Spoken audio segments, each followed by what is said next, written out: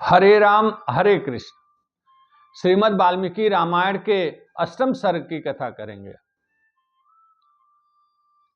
श्री राम का राज्याभिषेक होना है। मंथरा को जब पता लगता है तो वह कैकेयी के शयन कक्ष में जाकर के और बहुत ही रोष में और ईर्ष्यापूर्वक इस समाचार को कैकेयी को बताती है और कहती है कि कैकेयी, तुम्हारा दुर्बुद्धि, कैकेयी मूर्ख, तेरे भाग्य का विनाश होने वाला है। कैकेयी जब पूछती हैं कि क्या हुआ, तो वह बताती है कि महाराज दशरथ राम का राज्याभिषेक कल करने जा रहे हैं। इतना सुनने पर कैकेयी बहुत प्रसन्न हो जाती हैं और वो कहती हैं कि ये तो तुम बहुत शुभ समाचार लाई हो।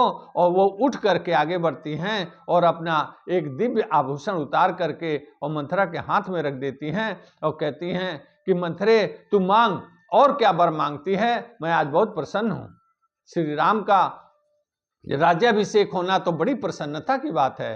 राम जितना भरत मुझे प्रिय है उतना ही राम भी प्रिय है। और श्री राम तो अपनी माता कौशल्या से अधिक सेवा मेरी करता है।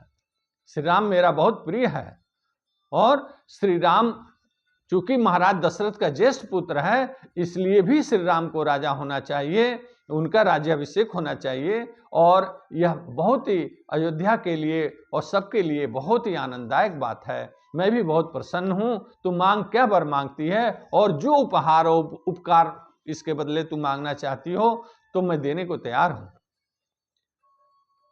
मंथरा कुढ़ करके और कैकेयी का दिया हुआ वह आभूषण उठा करके और फेंक देती है और जोर जोर से रोष में बोलने लगती है कि भामिनी, तेरे बुद्धि का विनाश हो गया है, अब तेरे सौभाग्य का भी विनाश होने वाला है। और तेरा जिस प्रकार से ग्रीष्म ऋतु में नदी सूख जाती है, तेरा सौभाग्य भी अब सूखने वाला है।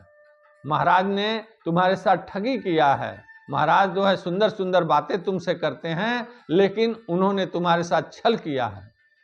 और भरत को मामा के यहाँ भेज करके तू भी नहीं समझ पाई राजनीति को। तू तो राजा की बेटी है और महाराज की, राजा की पत्नी भी है। तुझे तो राजनीति समझनी चाहिए। तुम्हें इन राजकाज के चालों को समझना चाहिए। तुमने भी अपने भरत को भेज दिया मामा के यहाँ। महाराज दशरथ ने भरत को भेज करके जानबूझ करके वो उन्होंने निष्कंटक राज्य राम को देने की तैयारी की है। इसको तू समझ नहीं पा रही है। महाराज ने ठीक उसी प्रकार से उसको, भरत को हटाया है यहाँ से, जिस प्रकार से एक वृक्ष को काटने जब लकड़हारे जाते हैं तो जिन पेड़ों के आसपास झाड़ियाँ होती हैं, कांटे होते हैं, उनको छोड़कर आगे बढ़ जाते हैं। ठीक उसी प्रकार से महाराज ने भरत को यहाँ से भेज करके और झाड़ी और उसको कांटों को दूर किया है और निष्कंटक राज्य जो है वह राम को देने जा रहे हैं। कैकेयी मंथरा को समझाती हैं कि नहीं मंथरा, ऐसा मत कहो। श्री राम बहुत ही सद्गुण वाला है। श्री राम अपने भाइयों को बहुत प्रेम करने वाला है। श्री राम धर्म का ज्ञाता है। श्री राम बहुत सदाचारी है। श्री राम बहुत परोपकारी है और श्री राम मेरा सम्मान करता है और सबका सम्मान करता है। वह सभी भाइयों को प्रेम भी करता है और इसी प्रेम के कारण वह भरत को कभी अलग नहीं करेगा, भरत को अपने साथ रखेगा। और परंपरा के अनुसार जब श्री राम 100 वर्ष राज्य कर लेंगे तो अपने आप भरत को राज्य मिल जाएगा। इसमें मुझे इसी में संतोष है और मुझे इस बात में प्रसन्नता है, चूंकि राम ज्येष्ठ पुत्र है, इसलिए राज्याभिषेक राम को होना चाहिए। मंथरा फिर समझाती है और रोष में ही फिर बोलती है कि तेरी बुद्धि मति मारी गई है। श्री राम जब राजा हो जाएंगे तो श्री राम बहुत ही चतुर हैं। श्री राम बहुत राजनीति के कुशल हैं, क्षत्रिय धर्म के ज्ञाता हैं। वो सबसे पहला काम करेंगे कि अपने रास्ते से भरत को हटाएंगे, क्योंकि चारों भाइयों में श्री राम के बाद भरत का ही नंबर आता है। तो भरत को ही वह इस राज्य से या तो देश निकाला दे देंगे या परलोक भेज देंगे। भरत ठीक उसी प्रकार से भागता नजर आएगा जिस प्रकार से सिंह के जब हिंसक सिंह जब हाथी के यूथपति पर आक्रमण करता है तो वह यूथपति हाथी जंगल में भागता फिरता है, ठीक उसी प्रकार से भरत भागते फिरेंगे और तू कौशल्या के अधीन रहेगी। कौशल्या राजमाता हो जाएंगी और कौशल्या के अधीन तुझे दासी बनकर रहना पड़ेगा, तेरे पुत्र भरत को भी दास बन के रहना पड़ेगा और मुझे भी दासी के तरह से तुम्हीं लोगों के साथ रहना पड़ेगा।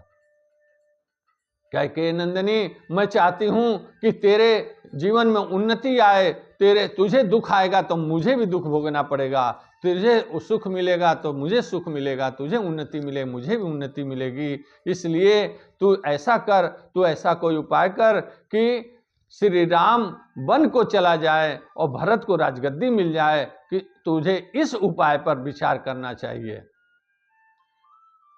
कैकेयी बार बार उसको समझाती हैं लेकिन वह नहीं मानती है और वह उस समय जो इष्ट के काम में अनिष्ट की दृष्टि से वह सारी बातों को समझाने की कोशिश करती है और कैकेयी को बार बार वह और उसके पुत्र के अनिष्ट होने का वो ज्ञान देती है और क्या क्या अनिष्ट हो सकता है, इन्हीं बातों को बार बार कैकेयी के सामने रखती है।